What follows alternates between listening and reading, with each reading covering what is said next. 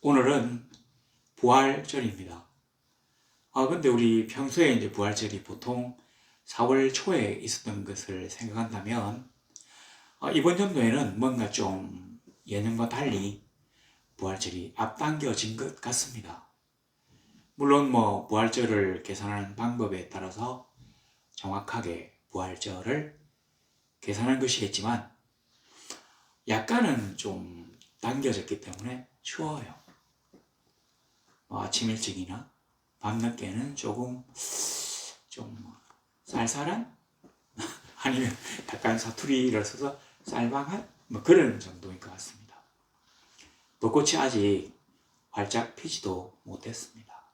자, 그런데 하나님이 만드신 이 계절의 섭리에 따라서 어떤 일이 있어도 결국은 조금씩 따뜻해지고 있습니다. 예년과 달리 부활절이 당겨진 것처럼 우리도 이제 예년과 달리 부활절 설교에서 조금 다른 본문을 한번 선택해 봤습니다.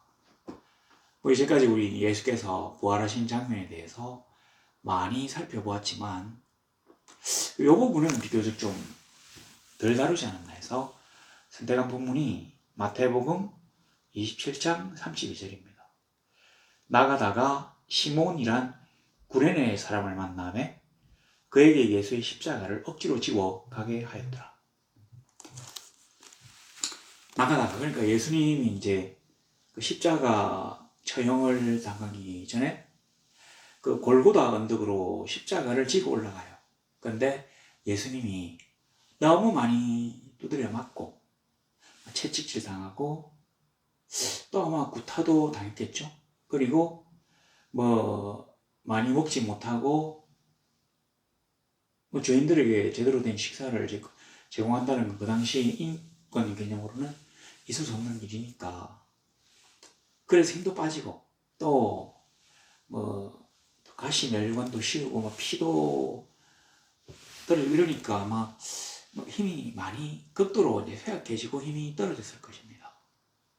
그랬는데 구레네 시몬이라고 하는 사람을 아마 옆에 예수님이 그 십자가를 지고 골고다로 가는 걸 보고 있었던, 구경하려고 옆에 있었던 모양인데, 제 생각에는 이 사람이 좀 키도 크고 덩치도 좋고 좀 살집도 좀 있어가지고 뭔가 힘을 쓸 것처럼 보여가지고 로마 군병들이 그를 강제로 끌어내가지고 예수님의 십자가를 대신 지게 했습니다. 십자가를 대신 지게 한 것은 로마 군인들이 예수님을 동정해서가 아니라 지금 시간이 촉박했기 때문입니다. 뭐냐면 그 6월절 날에는 예루살렘에서 6월절 축제가 일어나잖아요. 6월절이 시작되면 그때부터는 이 나무에 시체를 달아놔서는 안 된다고 하는 그런 아마 그 풍습, 유대의 규례가 있었던 모양입니다. 그러니까 빨리 가서 십자가에 못 박아가지고 죽어가지고 떼내야 되는데 계속 예수님이 이제 못 올라가가지고 막 쩔쩔매면서 쓰러지고 이렇게 하니까 시간이 계속 지체될 거 아닙니까? 그래서 끌어낸 거예요. 이 구레네라고 하는 곳은 리비아의 수도로 있는 트리폴리, 그러니까 북아프리카에 리비아가 있고 튀니지가 있고 알제리가 있는데 이집트 옆에 있는 리비아 그 수도인 이 트리폴리라고 합니다. 이 구레네가. 아마 이게 글쎄 한역인지 일본역인지 도대체 뭔지는 모르지만 이게 하여튼 트리폴리에 디아스포라, 흩어져 살던 유대인인 시몬을 잡아갔어요.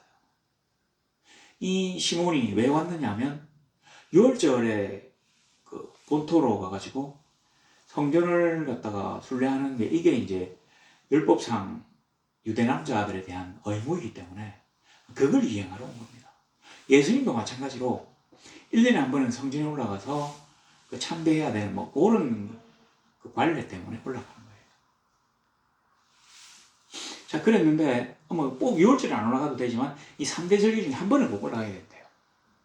근데 이제 왜 이 사람을 끌고 갔느냐 하면 징발이죠, 징발. 강제 징발. 예수님이 저때 이런 말씀을 하셨습니다. 누가 너로 하여금 억지로 오리를 가게 하거든 신리도 가져라. 신리를 가져라. 그러니까 오리에 2번이잖아요.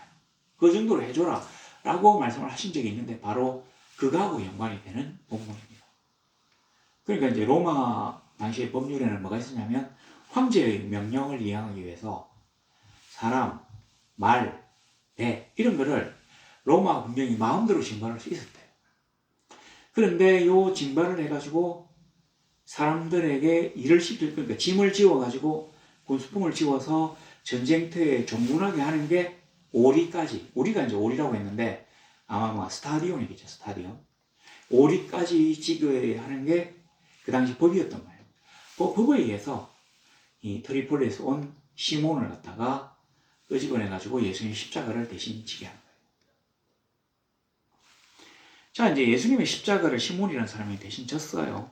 그리고 33절에 보면 골고다적 헤브라의 곳이라는 곳에 이르러 그 다음에 슬개탄 포도주를 예수께 주어 마시게 하려 하였더니 예수께서 맛보시고 안 마시려고 했답니다. 근데 여기 뭐 마시고자 하지 아니하시더라. 좀 요즘 어법과는 전혀 다르게 얘기했죠. 약간 고문체로 이렇게 쓴 것 같은데 안 마시려고 하는데 마시라 안 마신다고 하는 이 실갱이가 이 신랑이가 제법 오랫동안 있었대요. 우리가 이제 살펴볼 게 많은데 이 골고다라고 하는 뜻은 해골이라는 뜻입니다. 근데 전통적으로 어디를 갖다가 이 골고다 언덕이라고 생각했느냐면 지금의 성묘교회, 예수님의 무덤이 있는 자리라고 하는 성묘교회를 골고다라고 생각했습니다. 지금 제가 찾아보니까 그 위에 가톨릭에 엄청나게 큰 예배당이 지어져가지고 성묘교회를 이렇게 이루고 있는데 중세 때는 13세기경에는 성묘 기사단이 있었대요. 성묘를 보호하고 순례자들을 갖다가 보호하는 이런 어떤 기사단까지 있을 정도로 굉장히 큰 성세를 자랑했는데 19세기인가 20세기 초에 그 세계 1차 대전 좀 전에 영국의 고던이라고 하는 장군이 있거든요. 근데 이 아마 그 당시에 유럽의 장군들은 그 군대에서 국방부에서 정식으로 발령받아가지고 막 이렇게 군대를 지휘하고 이렇게 하는 것뿐만 아니라 그냥 뭐 휴가를 좀 청하든지 아니면 은퇴를 하든지 해가지고 외국의 용병 대장으로 많이 갔던가 봐요. 이 고든이라고 하는 이 장군에 대한 영화가 있었는데 이 사람이 그 수단의 카르툼에서 수단에서 그 이슬람교도의 폭동으로 이렇게 창에 찔려 죽는 걸로 끝이 나거든요. 근데 이 고든이라고 하는 영국군 장군이 예루살렘에 딱 들어와서 성곽을 지나가지고 조금 걸어갔는데 뭔가 이게 해골처럼 생긴 언덕이 딱 있어가지고 아 여기가 골고다인갑다. 성묘교회가 아니라 여기가 골고다다. 이렇게 해야 지금은 고든의 갈보리라고 하는 뭐 곳이 또 따로 있답니다. 하여튼 이 두 군데가 지금 골고다 언덕으로 생각되어지고 있습니다. 있는데 왜 해골이냐? 성묘교회라고 주장하는 사람들은 너무 사람들이 많이 죽어가지고 시체 해골이 되었기 때문에 해골이 다 골고다다. 이제 뒤에 이 고든 장군의 그 골고다를 이제 주장하는 사람은 그게 아니라 이 땅이 언덕 땅이 지형이 해골처럼 생겨가지고 골고다다. 우리는 어느 게 진짜 골고다인지 알지 못합니다. 실제로 우리가 이렇게 보면 예수께서 어떤 일을 하셨을 때 그 부근의 지명에 대해서는 우리가 알 수 있어요. 그러나 그가 정확하게 어디에서 기도하셨는지는 알지 못하잖아요. 그가 마지막으로 겟세마네 동산에서 아버지가 될 수만 있으면 이 잔을 저에게서 옮겨 주십시오라고 간청한 그 기도 자리가 정확하게 어딘지는 나와 있지 않습니다. 우리나라에는 옛날에 그 유명한 도사들 하여튼 이런 사람들이 또 딱편한 기도했다 이러면 그 자리가 그대로 있어요. 근데 예수님의 유적지는 그렇지 않습니다. 만일 마지막 날, 되기 전날, 되기 전날이 아니라, 되기 전, 그 시간에 기도했던 겟세마네 동산의 그 자리가 특정할 수 있다면, 누구라도 거기 가서 한번 기도해보고 싶지 않을까요? 뭐, 저도 한번 가보고 싶은 생각이 있는데, 그렇기 때문에, 제 생각에는, 이 순서가 제 생각인데, 제 생각에는, 뭔가 어떤 장소라든지, 어떤 유적지 자체가 신격화되는 걸 하나님이 막으시기 위하여 뭔가 지명이 좀 애매모호하게 남아있는 것 같습니다. 주께서 묻히셨던 무덤, 뭐 성묘교회니까 그 안에 있는 건 확실하지만 글쎄요, 그 사람들은 그걸 어떻게 알았을까요? 오랜 세월이 지났는데 옛날에 보면 뭐 성배, 예수님이 최후의 만찬 때 사용하셨던 뭐 은잔? 은잔이겠죠. 그 왜 그걸 복음을 했는지. 뭐 은잔. 그 다음에 뭐 롱기누스 창이 돼가지고 예수님이 빨리 안 돌아가시는가 싶어가지고 그 옆구리 콕 찔렀던 창 있잖아요. 뭐 그것도 찾는다고 난리를 치고 우리 아드왕과 원탁의 기사에 보면 거기서는 예수님의 성배를 찾으려고 막 하잖아요. 막 그런 일들이 막 일어납니다. 우리는 이제 이 성경만 봐서는 어딘지도 알지 못하고 뭔지도 제대로 알지 못하지만 유일하게 주가 자기를 너무, 자기가 이 땅에 남겼던 자취를 너무 신격화할까 싶어가지고 정확한 장소와 정확한 물건에 대해서 감추셨다. 이렇게 생각하고자 합니다. 자, 그런데 이제 설계탄 포도주를 마시잖아요. 마시려고 하는데 이게 왜냐면 이 설계탄 포도주가 사실 이게 마취 성분이 있답니다. 좀 습고 이래가지고 이 모략을 탄 포도주하고 똑같은데, 십자가에 이제 못을 박는데, 제가 옛날에 갔던 풀로에 보면, 그 교정 캠퍼스 뜰에 이렇게 예수님 십자가 높아가지고 막 못 박는 거 있었거든요. 부리로 만든 조각 큰 게 있어요, 상들이. 그래서 이걸 동상이로 해야 될지. 근데 보니까 이 못이 이거보다 더 굵어요. 요 손가락, 저도 좀 굵은데, 이건 2배도 넘고, 굵기도 이보다 더한데, 이걸 이렇게 팡팡 치는데, 이 쓸개를 탄 포도주, 그러니까 마취제를 갖다가 마시지 않으면, 웬만한 사람들 이걸 제대로 견디지 못해가지고, 한 대 팡 때릴 때 쇼크가 죽어버린대요. 이때까지 너무 막 두드려 맞고 힘들어가지고 있는데, 그러다가 마지막 타격을 가하고 죽으면, 이 사람들이 예수님을 동정해가지고 이 설계를 마시라고 한 건 아니고, 그러니까 자기들 입장에서 이게 이제 옛날에는 뭐 구경할 거리가 없는데, 누구가 십자가형을 당하는 게 큰 구경거리잖아요. 좀 잔인한 말 같지만, 너무 재밌는 구경거리인데, 그리고 사람이 살아가지고 달려있어야 이게 좀 볼맛이 나지. 뭐 조롱도 하고, 들어야 뭐 욕도 할 거 아닙니까? 근데, 그래가 죽어버리면, 이게 뭐 사용장이 너무 시시해지니까, 안 죽도록 이렇게 설계를 탄 포도주를 마시게 하는 거예요. 예수님이 안 마신다고 하신 이유는 내가 이 고난을 당하는 것 자체가 하나님의 섭리의 일부다. 내가 십자가에 그냥 탁 죽어가지고 이 사람들에게 피를 쫙 흘려가지고 보혈을 흘리는 것 자체가 뭐 중요하겠지만 요거 한 개만이 아니라 가시면류관에 팍 물려가지고 피가 쫙 흐르고 채찍에 맞고 침뱉음을 당하고 조롱당하고 욕설을 당하고 그리고는 막 그 무거운 십자가를 지고 올라가다 비틀대가 자빠지고 사람들이 욕하고 하는 이런 모든 과정 자체가 우리의 죄값을 갖다가 대신 담당하게 되는 사람이 겪는 벌칙이란 말입니다. 예수님은 완벽한 인간이자 완벽한 신이시죠. 근데 그가 만일에 이 신성을 회복하려고 하면, 완벽한 신이 되려고 하면 죽으면 됩니다. 그러니까 십자가에서 땅 내리치는 것 자체는 전혀 주님에게 어떤 큰 문제가 되지 않는다고도 볼 수 있습니다. 오히려 우리 주님이 겟세마네에서 아버지여 할 수만 있으면 이 잔을 나에게서 옮겨 주십시오라고 기도한 게 뭐 때문이냐?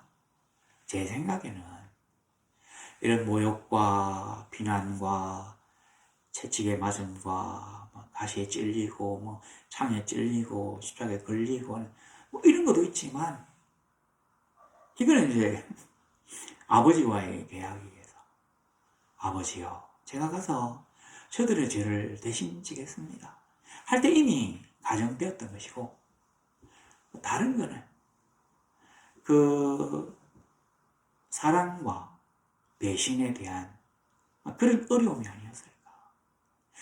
주님의 제자들은 갈릴리에서 그 비천한 출신이었어요.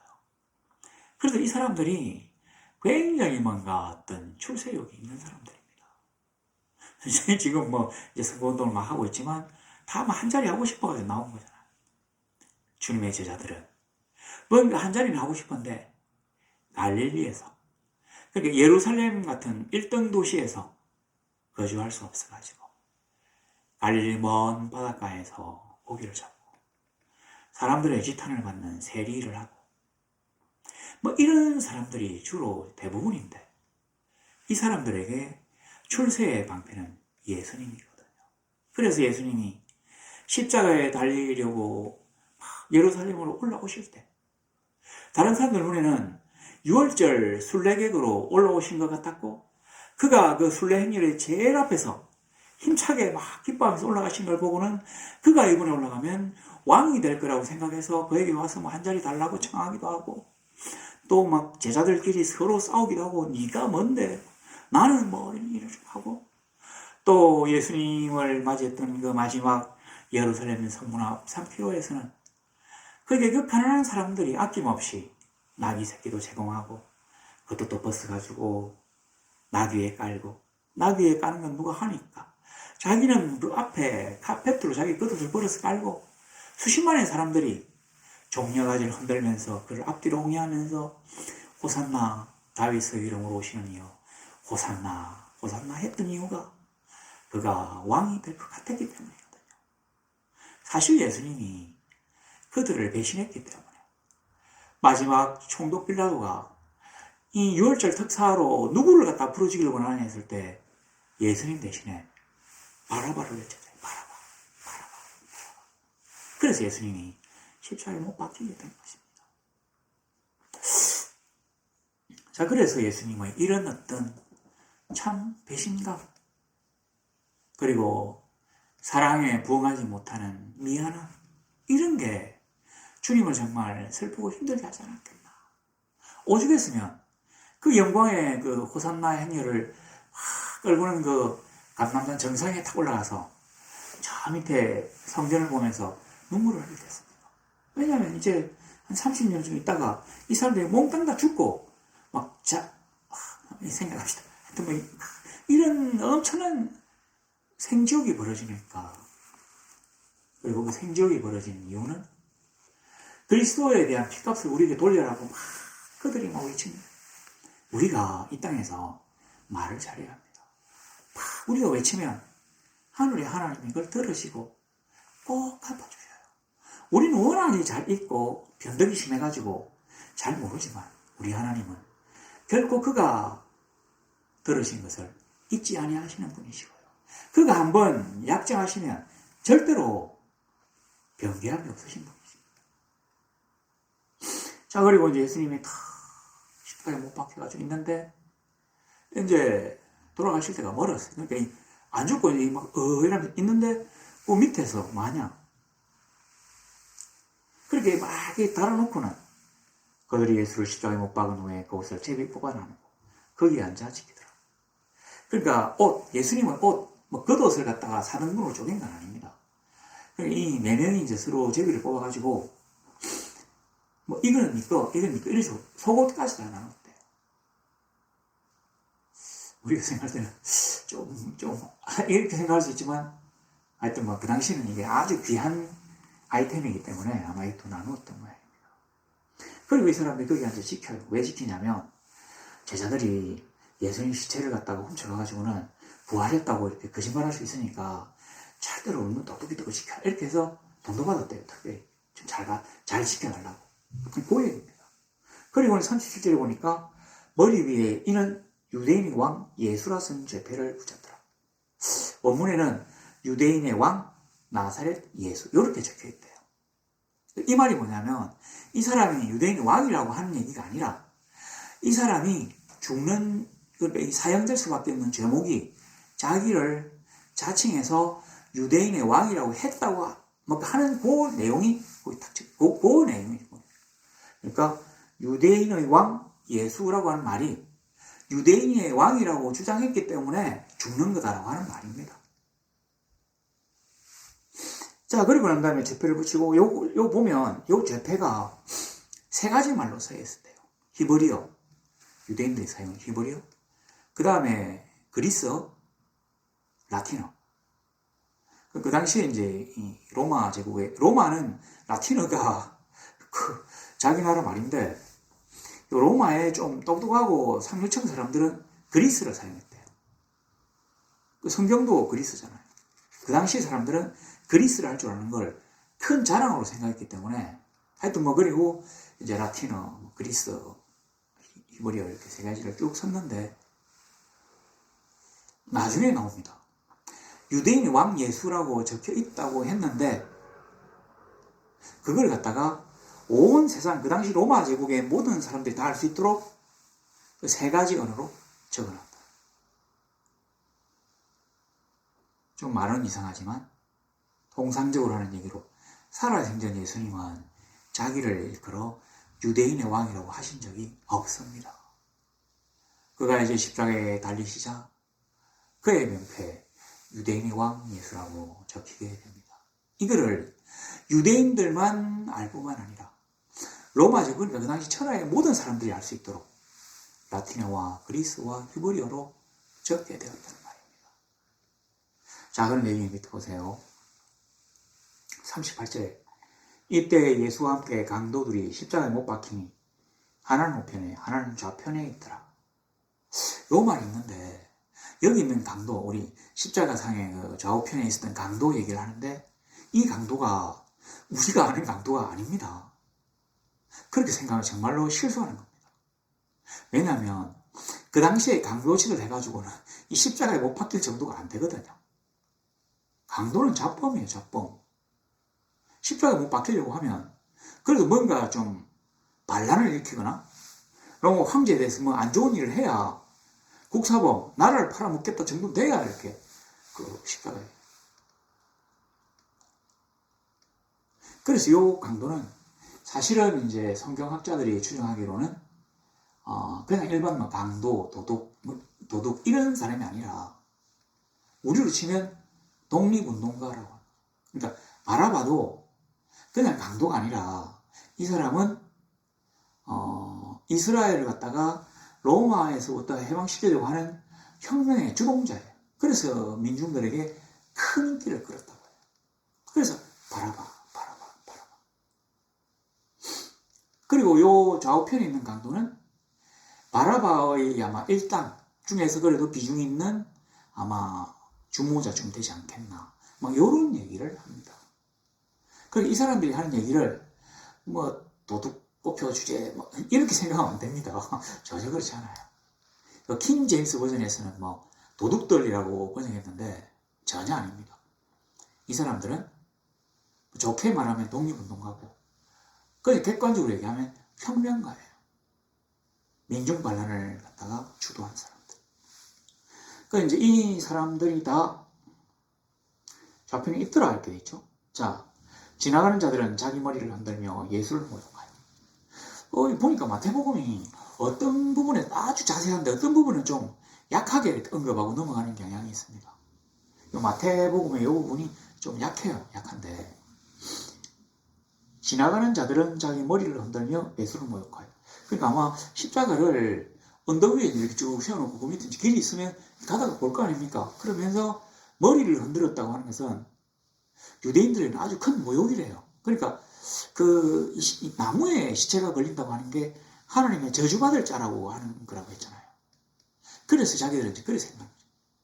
뭔가 인류 속에 굉장한 어떤 행사, 이벤트, 뭐 퍼포먼스 이렇게 생각하는 게 아니라 그냥 얼마나 하나님 앞에 나쁜 짓을 저질렀으면 저렇게 그 나무에 걸려가지고 그 이스라엘 사람들은 나무에 달고 이런 게 없었던 모양입니다. 십자가이거나 막 로마가 이렇게 했던 거예요. 그러니까 저런 형을 당하냐. 이제 예수님을 모욕하면서 쫙 지나가는 거죠. 그러니까 사람들이 그렇게 쫙 지나가니까 산에 들인 공회원들 뭐 있네요. 그 대제사장들, 서기관들, 장로들, 이 사람들도 이제 희롱을 하는 거죠. 주께서 십자가에 달리시기 전에는 감히 이 사람들이 예수님을 조롱하지 못했습니다. 그가 백성들의 지지를 받고 있었기 때문에. 근데 이제 백성들도, 아무것도 모르는 무지한 백성들도 예수님을 향해서 막 그렇게 욕을 하면서 지나가요. 왜냐하면 그가 하나님이 자기들을 해방시키려 보내신 메시아가 아니라고 하는 사실을 알았기 때문에. 적어도 예수님이 주장하는 메시아하고 인간들이 말하는 메시아하고는 다르다는 것을 이제 이 사람들이 완벽히 알았기 때문에 예수님에 대하여 마음껏 모욕을 하면서 지나가는 것입니다. 왜냐하면 그들 입장에서는 이제 그가 죽음으로써 모든 것이 끝이 났고 그의 말에 진짜와 가짜가 판별났다고 생각했기 때문에 그렇게 모욕하면서 거리낌 없이 그를 모욕하면서 지나가는 것입니다. 근데 기독교는 전혀 다른 종교입니다. 그가 죽음으로부터 부활하심으로 온 인류를 괴롭혔던 마귀의 사망 권세를 깰 수 있다는 것 자체가 우리 기독교의 원동력이거든요. 기독교의 시발점이거든요. 그가 태어나심으로 기독교가 시발된 것이 아니라 그가 죽으심으로, 그가 십자가에 못 박혀서 그가 부활하심으로 말미암아 이 땅의 기독교회가 태동하게 된 것이거든요. 그래서 이게 굉장한 역설적인 사건이지만 우리 기독교인들은 죽음으로 끝이 난다고 생각하지 않고, 만일에 우리가 이 땅에서 죽음으로 우리의 모든 것들이 끝이 난다고 생각한다면 우리가 하나님을 믿을 이유가 없습니다. 수단과 방법을 가리지 않고 잘 먹고 잘 살게 이기적으로 남을 거짓말해서 뒷다리 잡아가지고 당기고 짓밟고 죽이고 막 빼앗고 넉탈하고 하는 이런 모든 일들이 가하게 되잖아요. 그렇지 않아요. 죽음으로 끝이 나는 것이 아니라 죽음 이후에 하나님의 심판이 있을 것이며, 또한 그가 우리에게 영원히 죽지 않는 영생을 선물하실 것임을 우리가 믿기 때문에, 그래서 부활절이 기독교의 완벽한 시발점이 되는 것입니다. 그거 하시려고 주께서 이 땅에 오셔서 33년 동안, 그리고 3년 반 동안 주께서 그 일들을 말씀하신 것입니다. 자, 그런데 여기 딱 보세요. 40절에 보면 성전을 헐고 사흘에 짓는 자여, 내가 만일 하나님의 아들이거든 자기를 구원하고 십자가에서 내려오라. 그러니까 이 사람들은 십자가에 못이 박힌 것 자체로 끝이 났다고 생각했던 이런 일을 한 거예요. 근데 성전을 헐고 사흘에 짓는 자요. 자, 요 성전을 헐고 사흘에 짓는 자요라고 하는 말을 원문은 조금 다르게 표현했는데, 지금 성전을 허물고 있는 자요, 그리고 성전을 사흘 안에 짓겠다고 하는 자요, 이런 말입니다. 그러니까 지금 성전이 허물어지고 있어요. 예수님이 옛날에 내가 사흘 안에 성전을 헐고 사흘 안에 짓겠다라고 한 얘기를 여기 얘기한 건데, 주님의 말은 정확한 게 이런 거죠. 성전을 갖다가 내가 헌다고 하는 것은 이 성전이, 내 몸된 성전이 죽는 것이다. 그리고 사흘 안에 내가 다시 성전을 세운다고 하는 것은 이 성전된 이 내 몸이 사흘 안에 다시 살아난다고 하는 것이다. 부활한다고 하는 것이라고 하는 것을 말씀하신 것입니다. 그런데 이제 우리는 안 받겠지만 여기 이제 요 말을 보고 있지만, 요 앞에 쭉 지나가는 사람들은 뭐라고 하냐면, 성전을 지금 헐고 있는 자요, 그리고 성전을 사흘 안에 짓는다고 하는 자요, 아니면 성전을 사흘 안에 짓고 있는 자요, 아니면 성전을 사흘을 짓는다고 해서 지금 짓고 있는 자요, 그라는 뜻입니다. 그러니까 성전을 지금 허물고 있다는 뜻이죠. 지나가는 사람들이, 그래 네가 그때 그 얘기 했잖아, 그 얘기를 하는 게 아니라 자기들은 그 얘기를 그대로 옮겼을 뿐인데도 실제로 이제 원문이 얘기하는 바는 뭐냐면 성전을 지금 허물고 있는 자요. 성전을 사흘 안에 짓고 있는 자요. 이런 말입니다. 그러니까 현재형으로 얘기를 하고 지나가는 거예요. 이 사람들은 주님의 육체가 성전이라고 하는 데 대해서는 동의한 적이 없어요. 그렇게 생각도 안 했습니다. 그런데도 사실은 그들이 정확하게 예수 그리스도의 현실을 얘기하면서 가고 있는 거예요. 그 나중에 이제 이 제자들이 성경을 기록하면서 참 희한하다. 그때 그 사람들은 어떻게 주님이 자기 몸을 갖다가 내 몸이 성전이라고 한 것과 또 내가 사흘 안에 부활하겠다 한 것을 알아가지고 그걸 그렇게 막 얘기하고 수많은 사람들이 이제 막 얘기하면서 막 예수님을 조롱하고 모욕하면서 지나가 어떻게 그랬을까 해서 여기다 적어놓은 겁니다. 자, 그리고 뭐 이렇게 쭉 어쩌고 쭉 있어요. 44절에 강로들도 여같이 욕하더라. 하여튼 뭐 하나님 아들인데 왜 구원이 안 되냐. 바로 그게 기독교의 부활이 갖고 있는 역설이거든요. 그가 만약에 자기를 구원하기 위해서 십자가 도저히 못 참겠다 하면서 확 이래가지고 이것들 이라면 그건 하나님의 구원 섭리가 실패 보는 거거든요. 마귀는 예수 그리스도의 속에 있을지도 모르는 이 공명심을 끄집어내가지고 너가 하나님의 아들이야? 그러면 내려와. 그때도 그러잖아요. 너가 하나님 아들이야? 그러면 너 떡 만들어 먹어. 네가 하나님 아들이야? 그러면 너 왜 뛰어내려. 우리가 가장 어려울 때, 또 우리가 가장 가지고 있는 때 욕망들을 갖다가 마음껏 표출하게 하는 게 마귀가 우리를 타락시키는 첫 번째 방법입니다. 여하튼 뭐 우리가 이 구절 쭉 읽어봤는데 죄송합니다. 제가 여러분들에게 말씀드리고자 한 것은 이게 아니에요. 뭐냐면 실제로 보니까 32절에 시몬이란 구레네 사람을 만나네. 그러니까 트리폴리에서 온 시몬이라는 이름이 나와 있어요. 그리고 저 뒤에 보면 이 사람의 아들 이름이 알렉산더와 루포라고 나와 있어요. 제가 이 말씀을 드리냐면 그 예수님이 우리 처음에 기억납니까? 막 그 말씀을 전하실 때 너무 사람들이 그 집안에 많이 들어와가지고 도저히 들어갈 수 없어가지고 친구들이 중풍 걸린 그 자기 친구 침상째 해가지고 지붕을 뜯어가지고 위에서 달아내려가지고 막 기억나시죠? 혹시 그 사람 이름이 뭔지 아십니까? 절대로 모를 겁니다. 복음서에 안 나와 있거든요. 성경 어디에도 그 사람 이름이 나와 있지 않아요. 왜 나오지 않았을까요? 자, 10뭉둥이를 갖다가 고쳐줬는데 한 명만 와가지고 예수께 감사를 했다고 하는 거 아실 겁니다. 그 10명 이름 압니까? 뭐 그럴 수 있죠. 10명이니까. 그러면 그 중에 한 명이 와서 예수님에게 감사도 인사하고 갔던데 그 사람 이름 압니까? 몰라요. 알 수가 없죠. 회당장 야이로의 딸 이름 압니까? 모르죠. 마리아인지 마르다인지 뭐 엘리자베스인지 뭐 백합인지 어떻게 알겠습니까? 안 나왔거든요. 성경에. 왜 안 나왔을까요? 정말 놀랍게도 그가 제자들이 복음서를 기록할 당시에 기독교 공동체에 속하지 않았기 때문입니다. 그러니까 예수쟁이가 아니었기 때문에 그 사람 이름에 대해서 알지 못해가지고 적지 못한 거예요. 이게 뭐를 의미합니까? 성령이 뭐 성경을 기록하겠다면 그거하고 이건 다르죠. 주께서 우리에게 뭔가를 말씀하시고자 하는 것입니다. 그렇게 자기가 기적을 체험했지만 12회를 혈류증으로 앓던 여인의 이름이 안 나온 이유도 그 놀라운 기적을 맛보고 도저히 인간이 할 수 없는 일을 겪었지만 다 믿음을 떠났다고 하는 얘기입니다.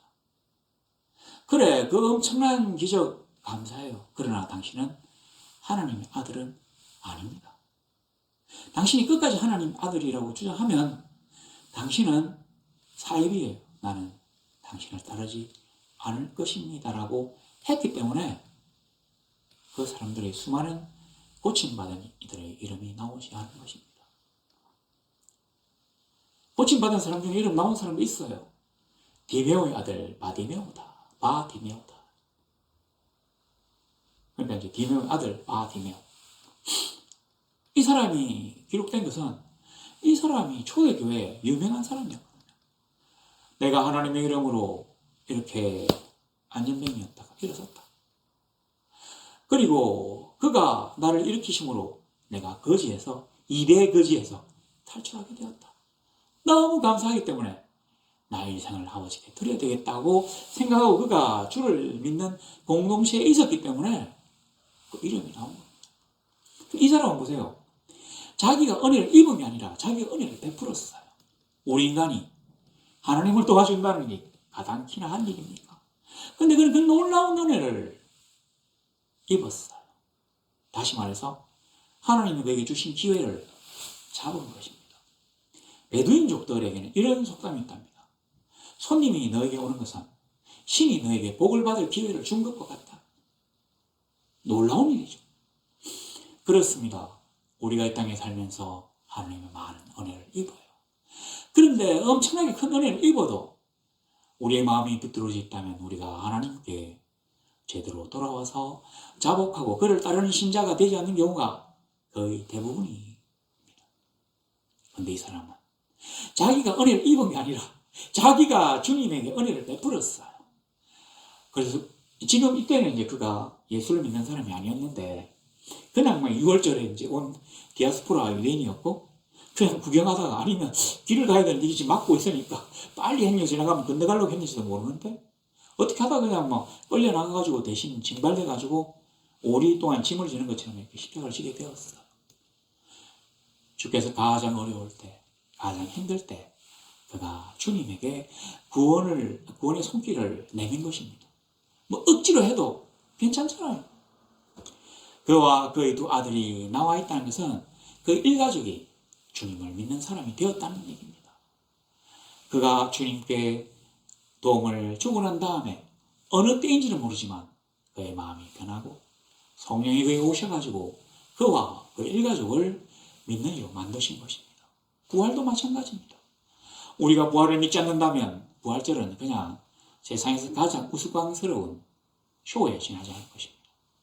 그러나 우리가 예수의 부활을 믿고 그 부활이 우리 영생의 씨앗이 된다는 것을 우리가 믿는다면 그의 흘리신 십자가 보혈이 우리를 갖다가 구원하는 그러한 아름다운 피임을, 보석 같은 피임을 우리가 알게 된다면, 믿어진다면 이 부활절이 우리에게 특별히 굉장히 다른 의미로 다가올 수 있습니다. 보면 부활절의 의미가 조금씩 퇴색되고 뭐도 조금씩 퇴색돼요. 그래서 우리는 이제 그냥 부활절만 하면 이게 좀 퇴색될 수 있으니까 부활절에 성찬식을 같이 하자. 그래서 부활절에 좀 이렇게 냉소적인 사람도 그런 교인도 부활절에 강제로 참여하도록 하자. 이런 의미로 우리 성찬식을 함께 베풉니다. 예수 그리스도의 죽으심으로 그의 흘리신 피로 우리가 새로운 힘을 얻고 나아갈 수 있음을 믿고 이 참 어렵고도 힘든 세상에서 그리스도를 우리가 몸에 모시고 또 그의 뒤를 따라가는, 그래서 하나님의 보호와 인도를 받고 복을 받는 그러한 성도들이 되시기를 우리 주 예수 그리스도 이름으로 간절히 소망합니다.